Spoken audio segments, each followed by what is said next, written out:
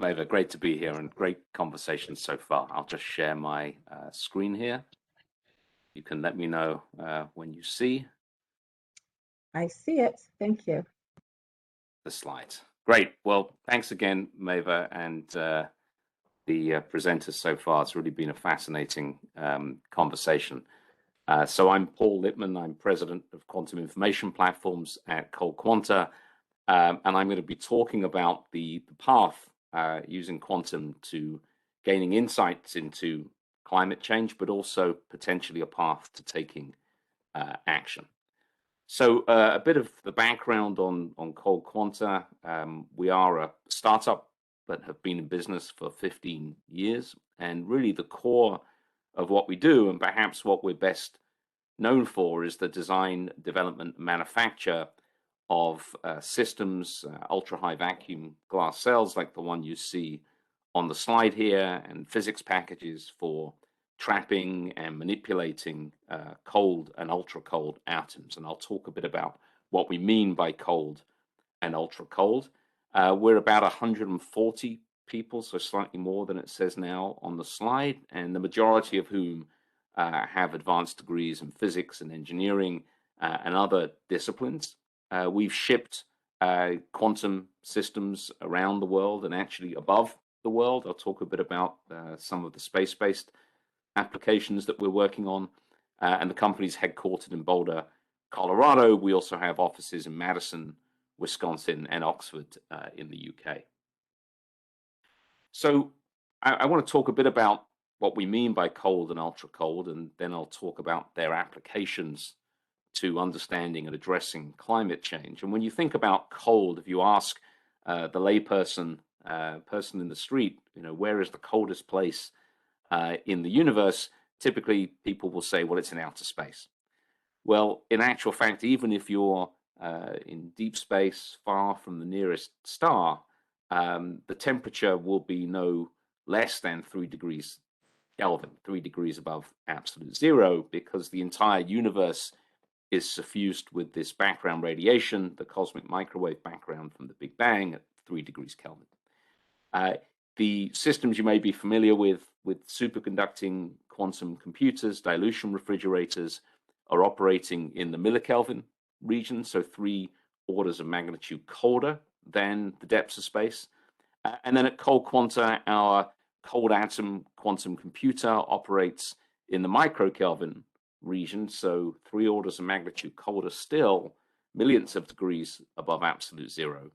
And then our ultra cold atom system, which I'll talk about, is operating yet 3 orders of magnitude colder in the nanokelvin region. And the image you see on the right here is an atom chip, which is used for creating and manipulating this ultra cold quantum matter. In fact, I believe on the space station, the system we have on the space station may be operating close to the picokelvin region. So there's 9 orders of magnitude difference here between, on the left, the depths of outer space, and on the right, ultra cold matter. So that's just a bit of background on some of the physics.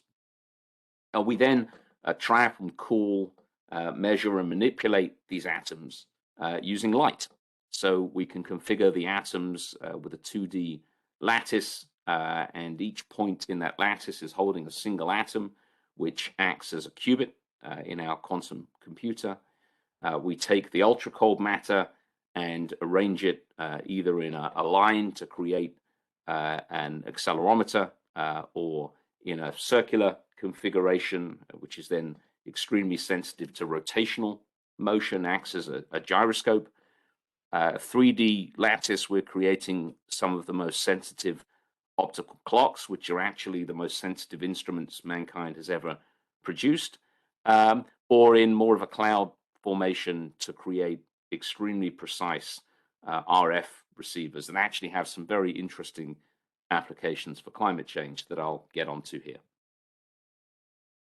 Well, the scalability of cold atom is one of the unique and very attractive aspects of the system. So on the right, you see this is an actual image of individual atoms that was taken in our lab in Madison. This is 1,200 atoms trapped in an array, and this is part of an effort we have to work towards creating 1,000-qubit scale devices. And then the trapping of these atoms is extremely energy efficient and space efficient. So the actual glass cell, I have one here. This is a glass cell that we create at ColdQuanta, and in which we could trap tens of thousands, conceivably hundreds of thousands of qubits.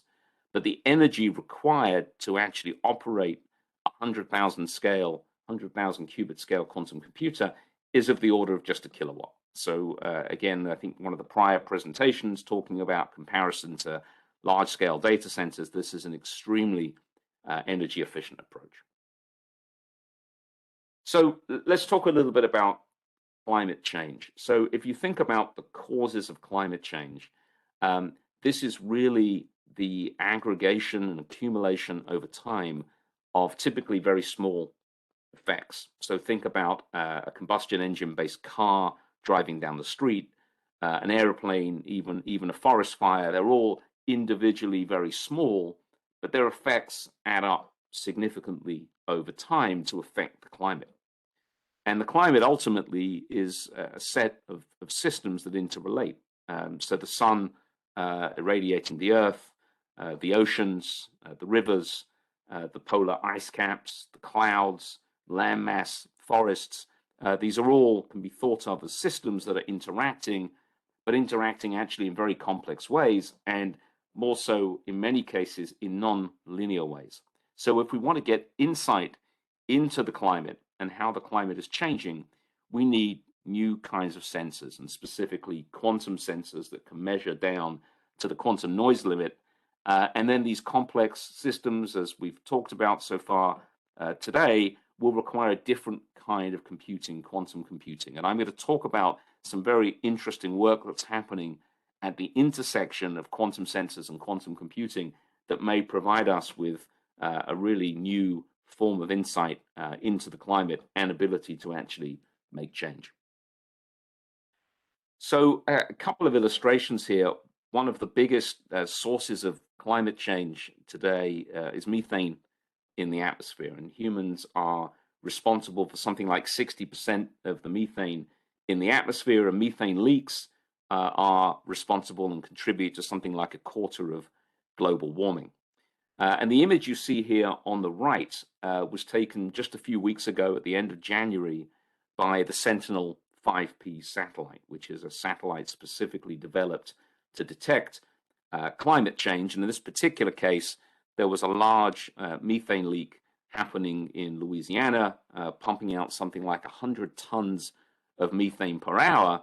And for comparison purposes, that's approximately the same amount of methane that's produced by 1,500 cars in a year. And it turns out that in the area detected by the satellite, there's something like 7 gas pipelines. There are multiple oil wells and mining operations.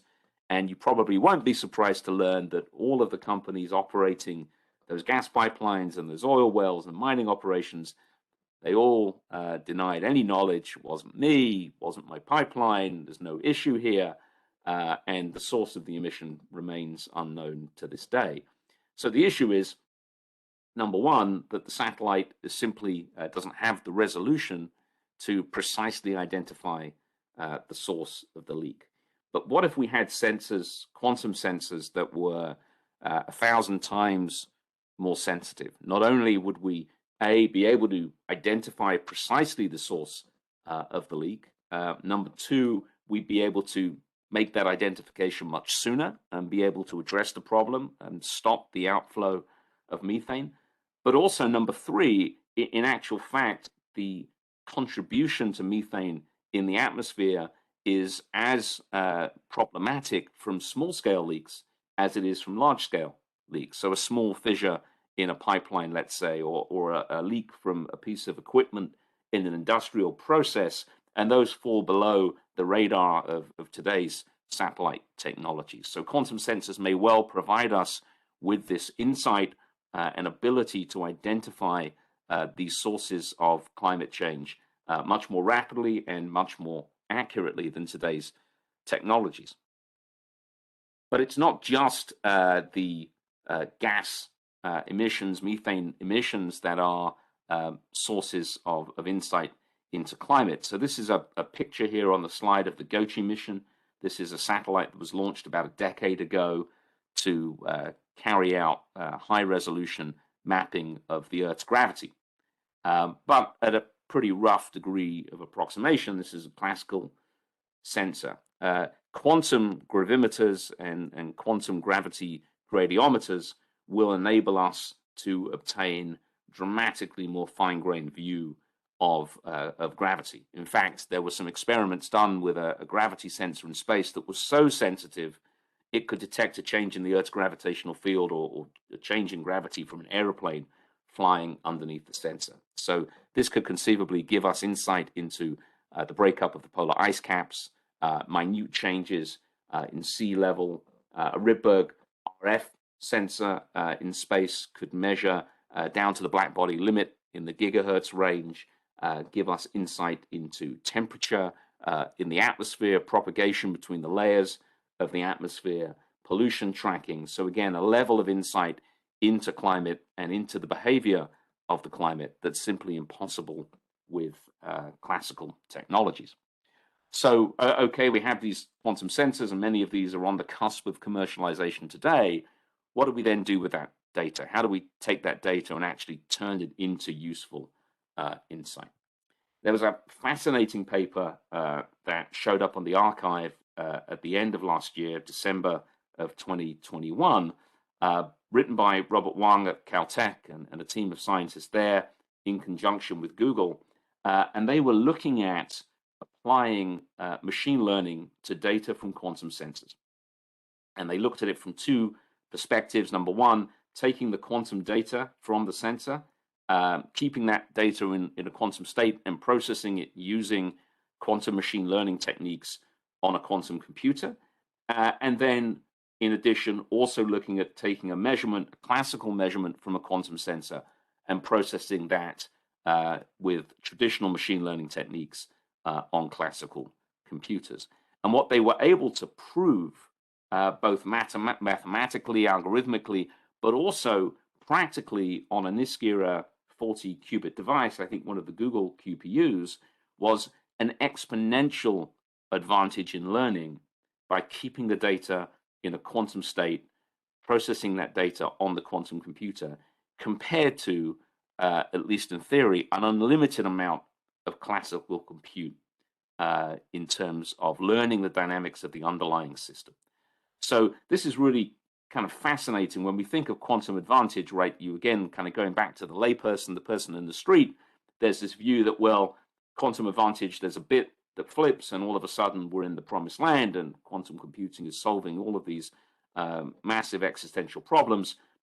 In reality, we know, those of us in the industry, that quantum advantage will happen at different times in different places for different applications. So it is really exciting that actually one of the early potential areas in which we may obtain quantum advantage, even in the NISQ era, before we've reached fault tolerance, is in this era of understanding the dynamics of real-world systems using quantum sensors and processing that data on a quantum computer. And as I've said, the quantum sensors have these real applications for enabling us to understand the climate and sources of climate change. So the question then is, okay, if we can do this, how do we get the quantum computer close enough to the quantum sensor to be able to do that processing? And certainly there's a lot of work that's happening in quantum networking. You tend to hear about quantum key distribution, which my background, I come from the cybersecurity world, certainly interesting, but I think more interesting and fundamental is this opportunity to maintain coherently state between the sensor and the quantum computer. The other option, of course, is to move the computer closer to the sensor. In the industry, we tend to talk about scaling up quantum computers. How do we get to 1,000 qubits, 100,000, a million, even a billion in a conversation that I've had recently? But actually, what the paper that I mentioned seemed to suggest is there is a place for these smaller scale NISQ-era quantum computers in solving some of these fundamental problems of learning the dynamics of real quantum systems. And so there may well be an approach where we actually take smaller scale quantum devices and move them closer to the sensors in the field. And actually at ColdQuanta, we've demonstrated the ability to ruggedize and compactify quantum systems. And the image you see here on the slide is of NASA's Cold Atom Laboratory being installed on the space station, and that is actually ColdQuanta technology at the heart of that system. It's not a quantum computer, it's a quantum emulator, but nevertheless, there is a path here to ruggedizing, compactifying these systems and deploying them at the edge to solve some of these really fundamental problems. So in science, we think about conducting experiments and conducting experiments and measuring their results. So this obviously opens up the question of, could we do the same thing with the climate?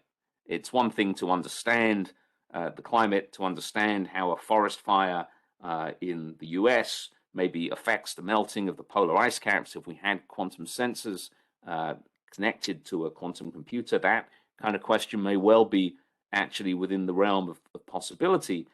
So there are experiments we can conduct, carbon capture being one of them. We run these carbon capture systems. They have some effect on the climate. We would measure that using a quantum sensor coupled to a quantum computer, and something which would be unthinkable today classically, right? We run a carbon capture system somewhere in Utah. What's the effect of that carbon capture system, again, on the melting of the polar ice caps? Who knows? It would be impossible to even conceive of how we would measure that. But ultimately, what quantum maybe enable us to do is to perform experiments to understand how can we take action to address climate change. Today, we measure the results of changes in the climate over many years or decades. We're kind of driving by looking in the rearview mirror.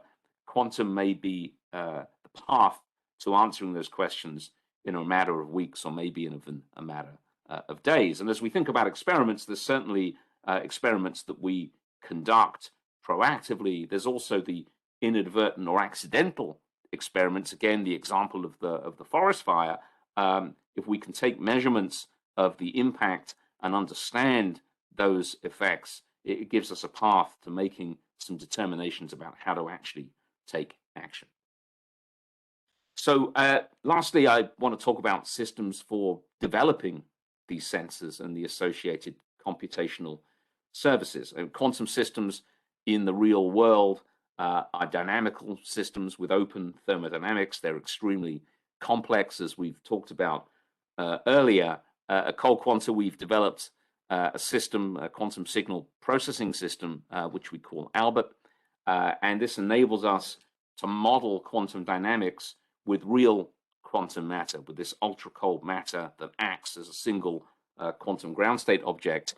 And we create and we manipulate and control this quantum matter with light.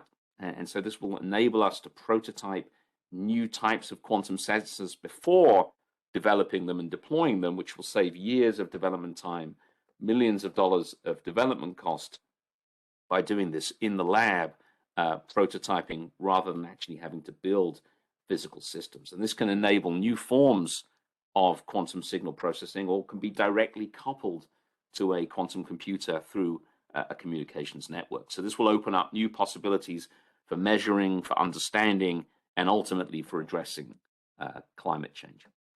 So I just want to finish with a comment that I made to Maëva in a recent podcast interview. And I think really, in a way, it's kind of poetic that maybe some of the coldest things in the known universe, these cold and ultra cold atoms, may be a path and a real near-term path to developing the quantum sensors, the quantum computers, the signal processing and emulation systems that I mentioned, that will provide us with a unique form of insight into an ability to address climate change.